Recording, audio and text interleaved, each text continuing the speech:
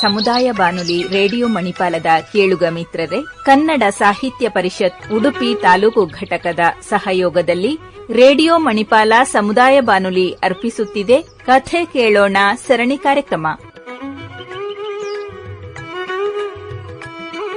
ಕಥೆಯ ಸಾಗರದಲ್ಲಿ ಅಮೃತದ ಬಿಂದು ವಾರವಾರವೂ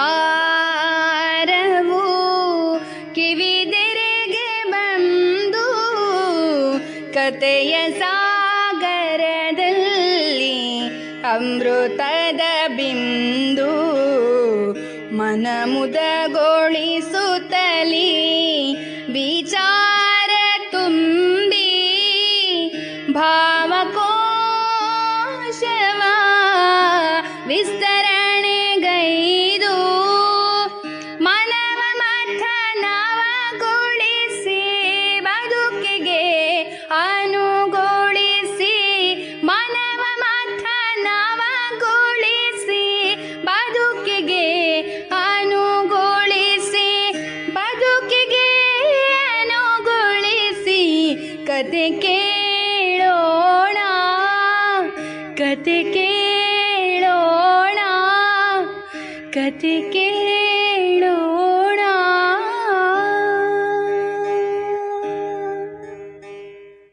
ರೇಡಿಯೋ ಮಣಿಪಾಲ್ ಶ್ರೋತೃ ಬಾಂಧವರೇ, ಇದೀಗ ಪ್ರಸಾರವಾಗಲಿರುವ ಕಥೆ ಕೇಳೋಣ ಸರಣಿ ಕಾರ್ಯಕ್ರಮದ 190ನೇ ಸಂಚಿಕೆಯಲ್ಲಿ ಕಥಾವಾಚಕರಾಗಿ ನಮ್ಮೊಂದಿಗಿದ್ದಾರೆ ನಿವೃತ್ತ ಪ್ರಾಧ್ಯಾಪಕರಾದ ಡಾಕ್ಟರ್ ಪಾರ್ವತಿ ಜಿ ಐತಾಳ್. ಕೇಳುಗರಿಗೆ ನಮಸ್ಕಾರ. ನಾನೀಗ ಓದುತ್ತಾ ಇರುವ ಕಥೆಯ ಶೀರ್ಷಿಕೆ ಪಲ್ಲಟ. 6 ತಿಂಗಳಿಂದ ಬೆಡ್ನಲ್ಲೇ ಮಲಗಿದ್ದೇನೆ.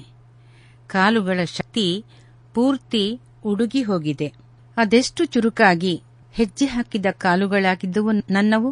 ಕಾಲೇಜಿನಲ್ಲಿದ್ದಾಗ ಕಾಲೇಜಿನ ಒಳಗಿನ ಕೆಲಸಗಳಿಗಾಗಿ ಹೆಚ್ಚು ಓಡಾಡದಿದ್ದರೂ ನಾನು ಮಾಡಿದ ಸಾರ್ವಜನಿಕ ಭಾಷಣಗಳಿಗೆ ಲೆಕ್ಕವಿದೆಯೇ? ಪ್ರತಿದಿನವೆಂಬಂತೆ ಕರೆಗಳು ಬರುತ್ತಿದ್ದವು. ಆದರೆ ರಿಟೈರ್ ಆದ ಮೇಲೆ ದಿನಗಳದಂತೆ ಕರೆಗಳು ಕಡಿಮೆಯಾದುವು. ಇಲ್ಲವೆನ್ನಿಸುವಷ್ಟು. ಯಾಕೋ ನಾನು ಯಾರಿಗೂ ಬೇಡವಾಗುತ್ತಿದ್ದೇನೆ ಅನ್ನುವ ಖಿನ್ನತೆ ನನ್ನನ್ನು ಕಾಡತೊಡಗಿದೆ. ಜೊತೆಗೆ ದೇಹದ ಆರೋಗ್ಯವೂ ಕೆಟ್ಟು ಮಲಗಿದ್ದೇನೆ. ಆಗಾಗ ಕಾಡುವ ಹೊಟ್ಟೆನೋವು ಸಹಿಸಲ ಸಾಧ್ಯವಾಗಿದೆ. ಆಸ್ಪತ್ರೆ, ಡಾಕ್ಟರು, ಔಷಧಿಗಳೆಲ್ಲವನ್ನೂ ದಾಟಿ ಈಗ ಕೈಚೆಲ್ಲಿ ಮಲಗಿದ್ದೇನೆ. ಏನಾಗಿದೆ ಎಂದು ನನಗೇ ಗೊತ್ತಿಲ್ಲ. ಯಾರೂ ನನಗೆ ಹೇಳ್ತಾನೂ ಇಲ್ಲ. ನಿಧಾನವಾಗಿ ನಾನು ಖಿನ್ನತೆಗೆ ಜಾರುತ್ತಿದ್ದೇನೆ. ನನ್ನ ಆಲೋಚನೆ, ನಂಬಿಕೆಗಳೆಲ್ಲವೂ ಬುಡಮೇಲಾಗುತ್ತಿವೆಯೇನೋ ಅನ್ನಿಸುತ್ತಿದೆ. ದೇವರಿಲ್ಲ, ದೇವರು ಧರ್ಮಗಳ ಬಗೆಗಿನ ನಂಬಿಕೆಗಳೆಲ್ಲ ಸುಳ್ಳು ಎಂದು ಏರುಧ್ವನಿಯಲ್ಲಿ ಹೇಳುತ್ತಾ ನಾಸ್ತಿಕವಾದಿಯಾಗಿದ್ದ ನಾನು ಇದು ಹೇಗೆ ಬದಲಾದೆ? ಹುಟ್ಟಿ ಬೆಳೆದ ಮನೆಯ ತುಂಬ ಆಗ ಕೇಳಿಸುತ್ತಿದ್ದದ್ದು ಪೂಜೆಯ ಮಂತ್ರ, ಶಂಖ, ಜಾಕಟೆ, ಗಂಟೆಗಳ ಸದ್ದು. ಹಬ್ಬಗಳ ಆಚರಣೆಯ ದಿನಗಳಲ್ಲಂತೂ ಕೇಳುವುದೇ ಬೇಡ. ಅಪ್ಪ, ಅಮ್ಮ, ಅಣ್ಣಂದಿರು, ಅಕ್ಕಂದಿರು, ತಂಗಿಯಂದಿರು ಎಲ್ಲರೂ ಒಂದಿಲ್ಲೊಂದು ದೇವರ ಕೆಲಸಗಳಲ್ಲಿ ತಲ್ಲೀನರಾಗಿರುತ್ತಿದ್ದರು. ಅಪ್ಪ ಕರೆದರೆ ನಾನು ಹೋಗುತ್ತಿರಲಿಲ್ಲ. ನನಗೆ ಯಾಕೋ ಯಾವುದೂ ಬೇಡವೆನ್ನಿಸುತ್ತಿತ್ತು. ಎಲ್ಲವೂ ಸುಳ್ಳು ಅನ್ನಿಸುತ್ತಿತ್ತು. ದೇವಸ್ಥಾನಕ್ಕೆ ಹೋದರೆ ಅಲ್ಲಿ ಅರ್ಚಕರ ನಡವಳಿಕೆ ಸ್ವಲ್ಪವೂ ಹಿಡಿಸುತ್ತಿರಲಿಲ್ಲ. ಒಂದೊಂದು ಸೇವೆಗೆ ಅವರು ತೆಗೆದುಕೊಳ್ಳುತ್ತಿದ್ದ ಹಣ, ನಕ್ಷತ್ರ ರಾಶಿಗಳನ್ನು ಹೇಳಿ ಅವರು ಮಾಡುವ ಪ್ರಾರ್ಥನೆ, ಹೆಚ್ಚು ದುಡ್ಡು ಕೊಟ್ಟವರಿಗೆ ಅವರು ಕೊಡುವ ಗೌರವ ಎಲ್ಲವನ್ನೂ ನೋಡಿದಾಗ ಇಲ್ಲೇನೋ ಮೋಸವಿದೆ ಅನ್ನುವ ಭಾವನೆ ಬಂದು ಮನಸ್ಸು ವ್ಯಗ್ರಗೊಳ್ಳುತ್ತಿತ್ತು. ಆದರೆ ಯಾರನ್ನೂ ಕೂಡ ವಿರೋಧಿಸಲು ನಾನು ಹೋಗಿರಲಿಲ್ಲ. ಕಾಲೇಜಿಗೆ ಹೋದ ನಂತರ ಭಾಷಾ ತರಗತಿಯಲ್ಲಿ ಕಲಿಸಲು ಬಂದ ಶಶಿಧರನ್ ಮಾಸ್ಟ್ರು ತಮ್ಮ ಆಕರ್ಷಕ ಧ್ವನಿಯ ಅಸ್ಖಲಿತ ಮಾತುಗಳಿಂದ ಮತ್ತು ಮನಮುಟ್ಟುವ ಬೋಧನಾ ಶೈಲಿಯಿಂದ ನನ್ನ ಗಮನ ಸೆಳೆದಿದ್ದರು. ಪಾಠಪಟ್ಟಿಯಲ್ಲಿದ್ದ ವಿಷಯಗಳಿಗಿಂತಲೂ ಅವರು ಹೆಚ್ಚು ಮಾತನಾಡುತ್ತಿದ್ದು ಇತರ ಸಾಮಾನ್ಯ ವಿಷಯಗಳ ಬಗ್ಗೆ. ಮುಖ್ಯವಾಗಿ ತಾವು ದಿನವೂ ಓದುತ್ತಿದ್ದ ಕಾರ್ಲ್ ಮಾರ್ಕ್ಸ್ನ ಸಿದ್ಧಾಂತ ಮತ್ತು ಕೃತಿಗಳ ಬಗ್ಗೆ. ಸಮಾಜದಲ್ಲಿ ಕೆಲವು ಮಂದಿ ಶ್ರೀಮಂತರಾಗುತ್ತಾ ಅಧಿಕಾರ ಅಹಂಕಾರಗಳನ್ನು ಬೆಳೆಸಿಕೊಂಡು ಬಡವರನ್ನು ತಮಗೆ ಬೇಕಾದಂತೆ ದುಡಿಸಿಕೊಂಡು ಅವರನ್ನು ಶೋಷಿಸುತ್ತಾ ಅನ್ಯಾಯ ದೌರ್ಜನ್ಯಗಳ ಮೇಲೆ ನಿಂತಿರುವ ಒಂದು ಬದುಕನ್ನು ಸೃಷ್ಟಿ ಮಾಡುತ್ತಿರುವುದರ ಬಗ್ಗೆ ಶಶಿಧರನ್ ಮಾಸ್ಟ್ರು ಆವೇಶಪೂರಿತರಾಗಿ ಮಾತನಾಡುತ್ತಿದ್ದರು. ಜಾತಿ ವೈಷಮ್ಯದಿಂದಾಗಿ ದಲಿತರ ಬದುಕು ಯಾತನೆ ಮತ್ತು ಕೀಳರಿಮೆಗಳಿಂದಾಗಿ ನರಕವಾಗುತ್ತಿರುವುದರ ಬಗ್ಗೆ ಮೇಲುಜಾತಿಯವರೆನ್ನಿಸಿಕೊಂಡವರು ದೇವರು, ಧರ್ಮ, ನಂಬಿಕೆ, ಸಂಪ್ರದಾಯಗಳ ಹೆಸರಿನಲ್ಲಿ ಕೆಳಜಾತಿಯವರನ್ನು ವಂಚಿಸುತ್ತಿರುವುದರ ಬಗ್ಗೆ ಅವರು ತಮ್ಮ ತೀವ್ರ ಅಸಮಾಧಾನವನ್ನು ಹೇಳಿಕೊಳ್ಳುತ್ತಿದ್ದರು. ದೇವರ ಅಸ್ತಿತ್ವವೇ ಸುಳ್ಳು ಎಂದಾದ ಮೇಲೆ ದೇವರ ಹೆಸರಿನಲ್ಲಿ ನಡೆಯುವ ಎಲ್ಲ ಆಚರಣೆಗಳು ಸುಳ್ಳುಗಳ ದೊಡ್ಡ ಸರಮಾಲೆ ಎನ್ನುತ್ತಿದ್ದರು. ದುರ್ಬಲ ಮನಸ್ಸಿನವರ ಕೈಯಿಂದ ಹಣ ಕಿತ್ತು ತಾವು ಶ್ರೀಮಂತರಾಗುವ ಹುನ್ನಾರ ಮಾತ್ರವೇ ದೇವರು ಅನ್ನುತ್ತಿದ್ದರು. ಮಾಸ್ಟ್ರ ಮಾತುಗಳನ್ನು ನಾನು ಅತೀವ ಆಸಕ್ತಿಯಿಂದ ಕೇಳುತ್ತಿದ್ದೆ. ಅದನ್ನು ಗಮನಿಸಿದ ಮಾಸ್ಟ್ರು ಒಂದು ದಿನ ನನ್ನನ್ನು ಸ್ಟಾಫ್ ರೂಮಿಗೆ ಕರೆದರು. ದಿನೇಶ, ನಿನಗೆ ನಾನು ಹೇಳುವ ವಿಚಾರಗಳ ಬಗ್ಗೆ ಆಸಕ್ತಿ ಇದ್ದರೆ ನನ್ನ ರೂಮಿಗೆ ಬಾ. ನಿನಗೆ ಮಾರ್ಕ್ಸ್, ಎಂಗೆಲ್ಸ್ ಬರೆದ ಪುಸ್ತಕಗಳನ್ನು ಓದಲು ಕೊಡುತ್ತೇನೆ ಅಂದರು. ಹಾಗೆಯೇ ನನ್ನ ಮತ್ತು ಶಶಿಧರನ್ ಮಾಸ್ಟ್ರ ನಡುವೆ ಗೆಳೆತನ ಆರಂಭವಾಯಿತು. ನಾನು ಅವರ ರೂಮಿಗೆ ಹೋದ ಮೊದಲ ದಿವಸ ಅವರ ಪುಸ್ತಕ ಸಂಗ್ರಹ ನೋಡಿ ದಂಗಾಗಿದ್ದೆ. ಶೆಲ್ಫಿನ ತುಂಬಾ ಇಂಗ್ಲಿಷ್ ಮತ್ತು ಕನ್ನಡ ಪುಸ್ತಕಗಳು, ಪಾಶ್ಚಾತ್ಯ ಮಾತ್ರವಲ್ಲದೆ ಭಾರತೀಯ ಮಾರ್ಕ್ಸಿಸ್ಟ್ ಸಾಹಿತಿಗಳ ಕೃತಿಗಳು, ದೇವಿ ಪ್ರಸಾದ ಚಟ್ಟೋಪಾಧ್ಯಾಯರ ಲೋಕಾಯತ ನನ್ನ ಗಮನ ಸೆಳೆಯಿತು. ಹಿಂದೂ ಧರ್ಮದ ವೇದ ಪುರಾಣಗಳನ್ನು, ಕರ್ಮ ಮೋಕ್ಷಗಳ ಪರಿಕಲ್ಪನೆಯನ್ನು ಅರ್ಥಹೀನವೆಂದು ವಿರೋಧಿಸಿದ ಲೌಕಿಕವಾದಿ ಚಾರ್ವಾಕ ಸಿದ್ಧಾಂತದ ಪ್ರತಿಪಾದಕರಲ್ಲವೇ ಇವರು? ನಾನು ಆ ಪುಸ್ತಕವನ್ನು ಕೈಯಲ್ಲೆತ್ತಿಕೊಂಡು ನೋಡಿದೆ. ಪುಸ್ತಕಗಳು ಟೇಬಲ್ ಮೇಲೂ, ಬೆಡ್ ಮೇಲೂ, ಬಟ್ಟೆ ಬರೆಗಳ ನಡುವೆ ಅಸ್ತವ್ಯಸ್ತವಾಗಿ ಬಿದ್ದಿದ್ದವು. ರೂಮಿನಲ್ಲಿ ಅಚ್ಚುಕಟ್ಟುತನ ಇರಲಿಲ್ಲ. ಬದಿಯಲ್ಲಿ ಸಿಗರೇಟು ಮುಂಡುಗಳು ಮತ್ತು ಖಾಲಿ ಪ್ಯಾಕೆಟ್ಟುಗಳು, ಮೂಲೆಯಲ್ಲಿ ಮದ್ಯದ ಖಾಲಿ ಬಾಟಲಿಗಳು. ಮಾಸ್ಟ್ರ ಬಗ್ಗೆ ಮೆಚ್ಚುಗೆ ಬೆಳೆಸಿಕೊಂಡಿದ್ದ ನನಗೆ ಇದ್ಯಾವುದರಿಂದಲೂ ಕೆಡುಕೆನಿಸಿರಲಿಲ್ಲ. ಅವರು ಹೇಳಿದರು, ನಾನು ಯಾವುದನ್ನೂ ಅಚ್ಚುಕಟ್ಟಾಗಿ ಜೋಡಿಸಿಕೊಂಡಿಲ್ಲ. ಶಿಸ್ತಿನ ಬಗ್ಗೆ ನನಗೆ ಆಸಕ್ತಿಯೂ ಇಲ್ಲ. ನಾನು ತುಂಬಾ ಓದುತ್ತೇನೆ. ಸಮಾಜ ಸರಿಯಾಗಬೇಕು, ಬಡವರು ಮತ್ತು ತುಳಿತಕ್ಕೆ ಒಳಗಾದವರ ಬದುಕು ಸರಿಹೋಗಬೇಕು.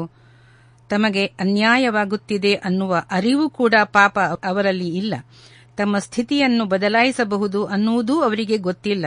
ಶೋಷಣೆಯ ವಿರುದ್ಧ ಹೋರಾಟ ಮಾಡಿ ಒಂದು ದಿನ ಗೆಲುವು ಸಾಧಿಸುವುದು ಸಾಧ್ಯ ಅನ್ನುವುದು ಅವರಿಗೆ ತಿಳಿಯದು. ಅಷ್ಟು ಮುಗ್ಧರು ಅವರು. ಅವರಿಗೆ ಶಿಕ್ಷಣ ಸಿಗುವಂತಾಗಬೇಕು. ಮಾರ್ಕ್ಸ್ ಹೇಳಿದ ಹಾಗೆ ಕ್ರಾಂತಿಯಾಗಬೇಕು. ಹಾಗೆ ಕ್ರಾಂತಿಯಾಗಬೇಕಿದ್ದರೆ ದಮನಿಸಲ್ಪಟ್ಟವರು ಸೆಟೆದು ನಿಲ್ಲಬೇಕು, ಪ್ರತಿಭಟಿಸಬೇಕು. ಅವರಲ್ಲಿ ಅರಿವು ಮೂಡಿಸುವುದೇ ನನ್ನ ಮುಖ್ಯ ಗುರಿ.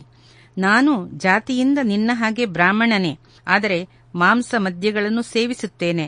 ಇದು ದಲಿತರಿಗೆ ಅನ್ಯಾಯ ಮಾಡುತ್ತಿರುವ ಬ್ರಾಹ್ಮಣರ ವಿರುದ್ಧ ನನ್ನ ಪ್ರತಿಭಟನೆಯ ಪ್ರತೀಕ ಅಂದರು. ಮಾಸ್ಟ್ರು ಓರ್ವ ಆದರ್ಶ ವ್ಯಕ್ತಿಯಂತೆ ನನಗೆ ಕಂಡರು. ಅಂದಿನಿಂದ ಆಗಾಗ ಅವರ ರೂಮಿಗೆ ಹೋಗಿ ಅವರೊಂದಿಗೆ ಸಮಯ ಕಳೆಯತೊಡಗಿದ್ದೆ. ಮಾಸ್ಟ್ರು ಊರಿನ ಮಾರ್ಕ್ಸಿಸ್ಟ್ ಪಾರ್ಟಿಯ ಓರ್ವ ಮುಖಂಡರೂ ಆಗಿದ್ದರು. ನಾನು ಈಗ ಅವರ ಜತೆಗೆ ಸೇರಿಕೊಂಡೆ. ಬ್ರಾಹ್ಮಣನಾಗಿ ಹುಟ್ಟಿದ ನಾನು ಮಾಸ್ಟರ್ ಜತೆ ಸೇರಿ ಕುಡಿತ, ಸಿಗರೇಟು, ಮಾಂಸಾಹಾರಗಳೆಲ್ಲವನ್ನೂ ಅಭ್ಯಾಸ ಮಾಡಿಕೊಂಡೆ. ಅದಕ್ಕೆ ಬೇಕಾದ ಖರ್ಚನ್ನು ಅವರೇ ವಹಿಸಿಕೊಳ್ಳುತ್ತಿದ್ದರು. ದುಶ್ಚಟಗಳಿಂದ ದೂರವಿರುವುದಕ್ಕಿಂತಲೂ ಮಾನವೀಯತೆಯನ್ನು ಬೆಳೆಸಿಕೊಳ್ಳುವುದೇ ಮುಖ್ಯವೆಂದು ಮಾಸ್ತರರು ಹೇಳಿದಾಗ ನನಗದು ಹೌದೆನ್ನಿಸಿತು.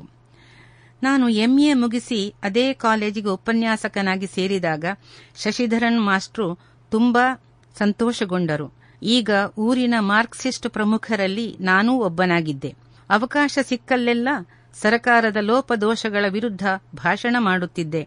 ಬ್ರಾಹ್ಮಣರು ಮತ್ತು ಮೇಲುಜಾತಿಯವರು ಜಾತಿಯ ಹೆಸರಿನಲ್ಲಿ ಸೃಷ್ಟಿಸುತ್ತಿರುವ ಬಿರುಕುಗಳನ್ನು ಖಂಡಿಸುತ್ತಿದ್ದೆ. ಜನರು ನನ್ನ ಮಾತುಗಳನ್ನು ಕೇಳಿ ಚಪ್ಪಾಳೆ ತಟ್ಟಿದಾಗ ಖುಷಿ ಪಡುತ್ತಿದ್ದೆ. ಮನೆಯವರು ನೋಡಿದ ಹುಡುಗಿ ಸುಧಾಳನ್ನು ನಾನು ಮದುವೆಯಾದೆ. ಮದುವೆ ಸರಳವಾಗಿರಬೇಕು, ಯಾವ ಶಾಸ್ತ್ರವಿಧಿಗಳು ಬೇಡವೆಂದು ಹಠ ಹಿಡಿದೆ. ಸುಧಾಳನ್ನು ಬದಲಾಯಿಸುವುದು ನನ್ನ ಉದ್ದೇಶವಾಗಿತ್ತು. ಆದರೆ ಅವಳಿಗೆ ನನ್ನ ಆದರ್ಶಗಳೊಂದೂ ಅರ್ಥವಾಗಲಿಲ್ಲ. ತುಂಬಾ ಮುಗ್ಧೆ ಅವಳು. 1 ವರ್ಷದಲ್ಲಿ ಸುಮುಖ ಹುಟ್ಟಿದ. ಅಷ್ಟರಲ್ಲಾಗಲೇ ನಾನು ನನ್ನ ಸಾರ್ವಜನಿಕ ಚಟುವಟಿಕೆಗಳಲ್ಲಿ ಮುಳುಗಿ ಸಂಸಾರದೆಡೆಗೆ ಗಮನ ಕೊಡುವುದನ್ನು ಬಿಟ್ಟು ಬಿಟ್ಟಿದ್ದೆ. ಈ ನಡುವೆ ವೃತ್ತಿಯಿಂದ ನಿವೃತ್ತಿ ಹೊಂದಿದ ಶಶಿಧರನ್ ಮಾಸ್ಟ್ರು ತಮ್ಮ ಊರಾದ ಕೊಚ್ಚಿಗೆ ಹೋದರು. ಕೆಲವೇ ತಿಂಗಳಲ್ಲಿ ಅವರು ಕ್ಯಾನ್ಸರ್ ಆಗಿ ಮೃತಪಟ್ಟರು. ಅವರನ್ನು ಕೊನೆಯ ಗಳಿಗೆಯಲ್ಲಿ ನೋಡಲು ಹೋಗಲಿಕ್ಕೂ ಆಗದಷ್ಟು ನಾನು ನನ್ನ ಚಟುವಟಿಕೆಗಳಲ್ಲಿ ವ್ಯಸ್ತನಾಗಿದ್ದೆ. ನೋಡುತ್ತಿದ್ದಂತೆ ನನ್ನ ಸೇವಾ ನಿವೃತ್ತಿಯ ದಿನವೂ ಬಂತು. ನಿವೃತ್ತಿಯ ನಂತರ ನಾನು ಇನ್ನಷ್ಟು ಜನಸೇವೆ ಮಾಡಬಹುದು ಅಂದುಕೊಂಡೆ. ಆದರೆ ಹಾಗಾಗಲಿಲ್ಲ. ಜನರು ನನ್ನ ಮಾತುಗಳಲ್ಲಿ ಆಸಕ್ತಿ ಕಳೆದುಕೊಂಡಿದ್ದರು. ಕ್ರಮೇಣ ಅವರು ನನ್ನನ್ನು ಕರೆಯುವುದನ್ನೇ ಬಿಟ್ಟರು. ಯಾಕೆ ಹೀಗೆ? ಜನರು ಬದಲಾಗಿದ್ದಾರೆಯೇ ಅಥವಾ ನನ್ನಲ್ಲಿ ಬದಲಾವಣೆಯಾಗಿದೆಯೇ? ನಿವೃತ್ತಿಯ ದಿವಸ ಕಾಲೇಜಿನವರು ನಡೆಸಿದ ಸಮಾರಂಭಕ್ಕೆ ಮುಖ್ಯ ಅತಿಥಿಯಾಗಿ ಬಂದ ಲೋಕೇಶ್ ಆಪ್ಟೆಯ ನೆನಪಾಯಿತು. ಅವನು ಕಾಲೇಜು ಬಿಟ್ಟು 23 ವರ್ಷಗಳಾಗಿದ್ದುವು. ಕಾಲೇಜಿನಲ್ಲಿದ್ದಾಗ ನನ್ನ ಆಪ್ತ ಶಿಷ್ಯನಾಗಿದ್ದ ಅವನು. ನಾನು ಭಾಗವಹಿಸಿದ ಸಾರ್ವಜನಿಕ ಸಭೆಗಳಿಗೆ ಅವನೂ ಭಕ್ತಿಯಿಂದ ಬರುತ್ತಿದ್ದ. ಕೆಲವೊಮ್ಮೆ ಅವನೂ ವೇದಿಕೆ ಹತ್ತಿ ಮಾತನಾಡುತ್ತಿದ್ದ. ಕಾಲೇಜು ಬಿಟ್ಟು ಹೋದ ನಂತರ ಅವನ ಜೊತೆ ಸಂಪರ್ಕವಿರಲಿಲ್ಲ. ಈಗ ಅವನು ಇಡೀ ಜಿಲ್ಲೆಯಲ್ಲೇ ಹೆಸರು ಗಳಿಸಿದ ದೊಡ್ಡ ಉದ್ಯಮಿ, ಕೊಡುಗೈ ದಾನಿ. ನೀನು ಹೇಗೆ ಬದಲಾದೆ? ನಾನು ಅವನನ್ನು ಕೇಳಿದೆ. ಸೀಮಾಳನ್ನು ಮದುವೆಯಾದ ನಂತರ ನಾನು ಕುಟುಂಬದೆಡೆಗೆ ಹೆಚ್ಚು ಗಮನ ಹರಿಸಬೇಕಾಯಿತು ಸರ್. ಅಪ್ಪ ಹಾಸಿಗೆ ಹಿಡಿದರು. ಅಮ್ಮನಿಗೆ ಎಲ್ಲವನ್ನೂ ನಿಭಾಯಿಸುವುದು ಕಷ್ಟವಾಯಿತು. ಅಮ್ಮನ ಅಸಹಾಯಕತೆ ನನ್ನ ಕಣ್ಣು ತೆರೆಸಿತು. ಸಾರ್ವಜನಿಕ ಬದುಕಿಗಿಂತ ಕೌಟುಂಬಿಕ ಜೀವನಕ್ಕೆ ಹೆಚ್ಚು ಮಹತ್ವ ಕೊಡುವುದೇ ಸೂಕ್ತವೆಂದು ನನಗೆ ಅನ್ನಿಸತೊಡಗಿತು. ಯಾಕೆಂದರೆ ಮನುಷ್ಯನ ಕೊನೆಗಾಲದಲ್ಲಿ ಕೈ ಹಿಡಿಯುವುದು ಕುಟುಂಬವೇ ಹೊರತು ಬೇರೆ ಯಾರೂ ಅಲ್ಲ. ನಾನು ಆರ್ಥಿಕವಾಗಿ ಸದೃಢವಾಗುವ ಉದ್ದೇಶದಿಂದ ಬಿಸಿನೆಸ್ ಶುರು ಮಾಡಿದೆ. ಅದು ನನ್ನನ್ನು ಇಲ್ಲಿಯವರೆಗೆ ತಂದಿದೆ. ನನ್ನಿಂದ ಸಾಧ್ಯವಾದಷ್ಟು ಬಡವರಿಗೆ ಮತ್ತು ಅಶಕ್ತರಿಗೆ ನಾನು ಸಹಾಯ ಮಾಡುತ್ತೇನೆ. ನಾನು ಬದಲಾಗಿರುವುದರ ಬಗ್ಗೆ ನನಗೆ ಏನೂ ಪಶ್ಚಾತ್ತಾಪವಿಲ್ಲ ಸರ್. ಬದಲಾವಣೆ ಜಗದ ನಿಯಮವಲ್ಲವೇ ಅಂದಿದ್ದ ಲೋಕೇಶ್. ಮನೆಯಲ್ಲಿ ಕೆಲಸವಿಲ್ಲದೆ ಕುಳಿತುಕೊಂಡಾಗ ಹೆಂಡತಿ ಮಕ್ಕಳ ಕಡೆಗೆ ಗಮನ ಹೋಯಿತು. ಇಷ್ಟರ ತನಕ ಅವರಿಂದ ಬೇರೆಯಾಗಿಯೇ ಇದ್ದದ್ದರಿಂದ ನನ್ನನ್ನು ಲೆಕ್ಕಕ್ಕೇ ತೆಗೆದುಕೊಳ್ಳದ ಅವರು ತಮ್ಮದೇ ಆದ ಜಗತ್ತನ್ನು ಕಟ್ಟಿಕೊಂಡಿದ್ದರು. ದೇವರು, ಪೂಜೆ, ಪುನಸ್ಕಾರಗಳಲ್ಲಿ ಮುಳುಗಿದ್ದ ಸುಧಾ ಮಗನನ್ನು ತನ್ನದೇ ಆದ ರೀತಿಯಲ್ಲಿ ಬೆಳೆಸಿದ್ದಳು. ಅವನು 10ನೇ ತರಗತಿಯಲ್ಲಿದ್ದಾಗಲೇ ತನ್ನ ತವರು ಮನೆಯವರ ಸಹಾಯದಿಂದ ಅವನಿಗೆ ಉಪನಯನ ಮಾಡಿಸಿ ವೇದಾಭ್ಯಾಸಕ್ಕೆಂದು ಒಂದು ಮಠಕ್ಕೆ ಕಳುಹಿಸಿದ್ದಳು. ಅಲ್ಲಿ ಅವನು ಸಂಸ್ಕೃತ, ಪೌರೋಹಿತ್ಯ ಮತ್ತು ವೇದ ಮಂತ್ರಗಳನ್ನು ಕಲಿತು ಬಂದಿದ್ದ. ಮನೆಯಲ್ಲಿ ನಾನು ಖಿನ್ನನಾಗಿ ಕುಳಿತಿದ್ದಾಗ ಅವನು ಗಟ್ಟಿಯಾದ ಸ್ಪಷ್ಟ ಉಚ್ಚಾರದಿಂದ ಮಂತ್ರಪಠಣ ಮಾಡುತ್ತಿದ್ದುದನ್ನು ಮೊದಲ ಬಾರಿ ಕೇಳಿ ನನಗೆ ರೋಮಾಂಚನವಾಯಿತು. ಮಗನ ಬಗ್ಗೆ ಹೆಮ್ಮೆ ಎನ್ನಿಸಿತೆ. ಸಾರ್ವಜನಿಕ ಜೀವನದಲ್ಲಿ ತನಗೆ ಎಂದೂ ಸಿಗದ ಆನಂದ ಸಿಕ್ಕಿತೆ. ಸಂಪೂರ್ಣವಾಗಿ ಈಗ ಪರಾಧೀನನಾಗಿದ್ದೇನೆ. ಶೌಚ, ಸ್ನಾನ, ಊಟ, ತಿಂಡಿ ಎಲ್ಲವೂ ಬೆಡ್ಡಿನಲ್ಲೇ. ಸುಧಾಳೆ ನಿರ್ಲಿಪ್ತ ಮೌನದಿಂದ ಎಲ್ಲವನ್ನೂ ಮಾಡುತ್ತಾಳೆ.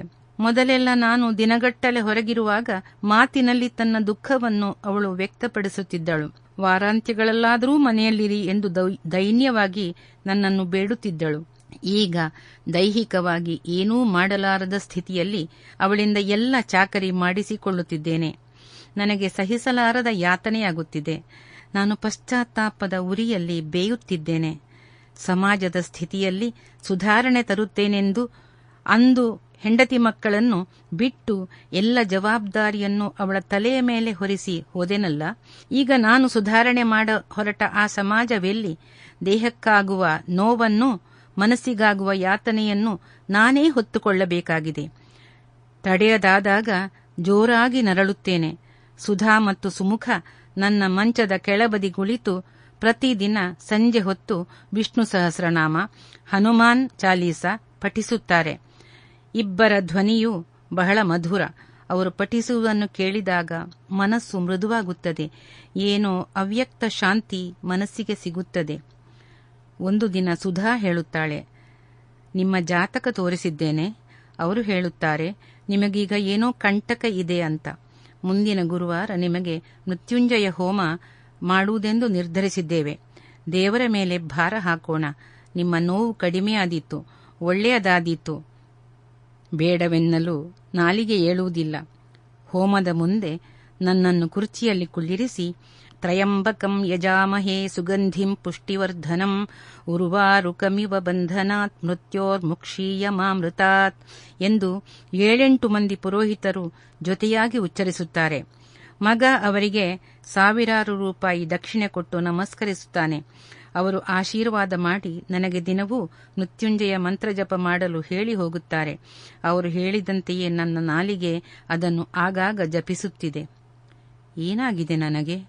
ದೇವರು, ಧರ್ಮ, ಮಂತ್ರ, ಜಪ ಎಲ್ಲವೂ ಸುಳ್ಳು ಅಂದಿದ್ದ ನಾನು ಹೇಗೆ ಬದಲಾದೆ? ಎಲ್ಲಕ್ಕಿಂತ ನಮ್ಮ ಜೀವ ಮುಖ್ಯ ಅಲ್ಲವೇ? ಆರೋಗ್ಯ ಚೆನ್ನಾಗಿ ಇರುವ ತನಕ ದೊಡ್ಡದೇನನ್ನೂ ಸಾಧಿಸುತ್ತೇನೆ ಅನ್ನುವ ಛಲವಿತ್ತು. ಏನು ಬೇಕಾದರೂ ತಿನ್ನುತ್ತೇನೆ, ಕುಡಿಯುತ್ತೇನೆ, ನನಗೆ ಯಾರೂ ಏನು ಮಾಡಲಾರರು ಅನ್ನುವ ಜಂಬವಿತ್ತು. ಇತರರು ಮಾಡಿದ್ದೆಲ್ಲವೂ ತಪ್ಪು, ನಾನು ಹೇಳುವುದಷ್ಟೇ ಸರಿ ಅನ್ನುವ ಅಹಂಕಾರವಿತ್ತು. ದೇಹ ಕೈ ಕೊಟ್ಟಾಗ ಅಂದು ಮಾಡಿದ ತಪ್ಪುಗಳ ಅರಿವಾಗುತ್ತಿದೆ. ನನ್ನ ಕಣ್ಣುಗಳಲ್ಲಿ ತುಂಬಿದ ನೀರನ್ನು ಕಂಡು ಸುಮುಖ ಸಮಾಧಾನಪಡಿಸುತ್ತಾನೆ. ಅಳಬೇಡಿ ಅಪ್ಪ, ನಾವಿದ್ದೇವೆ, ನಿಮಗೆ ಏನೂ ತೊಂದರೆಯಾಗದ ಹಾಗೆ ನೋಡಿಕೊಳ್ಳುತ್ತೇವೆ, ಮಾತ್ರ ತಿಂದು ನಿದ್ದೆ ಮಾಡಿ ಅನ್ನುತ್ತಾನೆ. ನಾನು ಅವನ ಮುಖವನ್ನೇ ಮಿಕಿ ಮಿಕಿ ನೋಡುತ್ತಾ ಸುಮ್ಮನೆ ಬದಿಗೆ ಹೊರಳಿ ಮಲಗುತ್ತೇನೆ. ನಮಸ್ಕಾರ. ಈ ಕಥೆಯನ್ನು ಕೇಳಿದ ನಿಮಗೆಲ್ಲರಿಗೂ ಕೂಡ ನನ್ನ ಹೃತ್ಪೂರ್ವಕ ಕೃತಜ್ಞತೆಗಳು. ಕೇಳುಗ ಮಿತ್ರರೇ, ಇದುವರೆಗೆ ನಿವೃತ್ತ ಪ್ರಾಧ್ಯಾಪಕರಾದ ಡಾಕ್ಟರ್ ಪಾರ್ವತಿ ಜಿ ಐತಾಳ್ ಅವರಿಂದ ಸ್ವರಚಿತ ಕಥೆಯನ್ನು ಕೇಳಿದಿರಿ. ಕನ್ನಡ ಸಾಹಿತ್ಯ ಪರಿಷತ್ ಉಡುಪಿ ತಾಲೂಕು ಘಟಕದ ಸಹಯೋಗದಲ್ಲಿ ರೇಡಿಯೋ ಮಣಿಪಾಲ ಅರ್ಪಿಸುತ್ತಿರುವ ಕಥೆ ಕೇಳೋಣ ಸರಣಿ ಕಾರ್ಯಕ್ರಮ ಇಲ್ಲಿಗೆ ಮುಕ್ತಾಯವಾಯಿತು. ಮುಂದಿನ ಕಥೆ ಕೇಳಲು ಮತ್ತೆ ಭೇಟಿಯಾಗೋಣ.